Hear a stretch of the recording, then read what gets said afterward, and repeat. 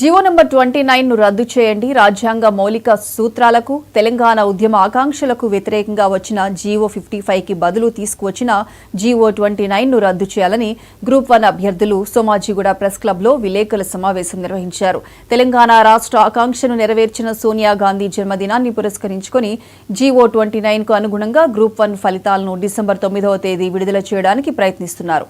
ఇది పూర్తిగా తెలంగాణ ఉద్యమ స్ఫూర్తికి వ్యతిరేకం. ఒకవేళ ఫలితాలను విడుదల చేస్తే నిరుద్యోగులకు తప్పుడు సంకేతాలు వెళ్తాయని గ్రూప్ 1 అభ్యర్థులు చెప్పారు. తెలంగాణలో గత 10 ఏళ్లుగా గ్రూప్ 1 కోసం ఎదురు చూస్తున్న నిరుద్యోగులు జీవో 29తో నష్టపోతున్నారు. దాన్ని రద్దు చేస్తూ జీవో 55ను తిరిగి తీసుకువచ్చేలా తెలంగాణ రాష్ట్ర ప్రభుత్వానికి ఆదేశాలు ఇవ్వాలని కాంగ్రెస్ అధిష్టానాన్ని గ్రూప్ 1 అభ్యర్థులు కోరారు. రాజ్యాంగ మౌలిక సూత్రాలకు వ్యతిరేకమైనటువంటిది.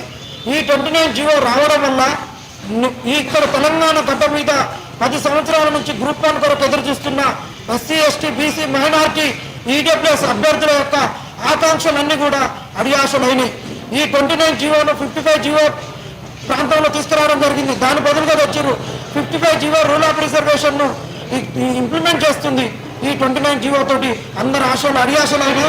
ఈ 29 జీవో తోటి తీసుకొచ్చినటువంటి నోటిఫికేషన్లో అవకతవకల నుంచి వీళ్ళు బయటపడడానికి తెలంగాణ తల్లిగా చెప్పుకునేటటువంటి సోనియా గాంధీని ఈ కాంగ్రెస్ వాళ్ళు అడ్డు పెట్టుకొని డిసెంబర్ 9వ తారీఖు నాడు రిజల్ట్ ఇవ్వాలని చూస్తున్నారు.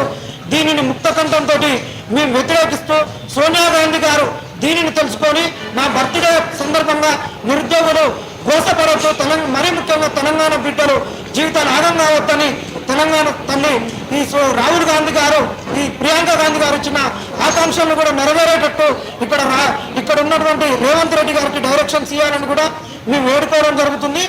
ఈ 55 జీవో పైన ఉన్నటువంటి మంచి సదభిప్రాయాన్ని ప్రజలలోకి తీసుకొని పోయినా ఈ 29 జీవో వల్ల జరుగుతున్నటువంటి నష్టాలను అన్నిటిని కూడా యావత్ తెలంగాణ సమాజం ఈరోజు తెలుసుకున్నది. ఈ 29 జీవో అనేటటువంటిది రాజ్యాంగ మౌలిక సూత్రాలకు వ్యతిరేకమైనటువంటిది.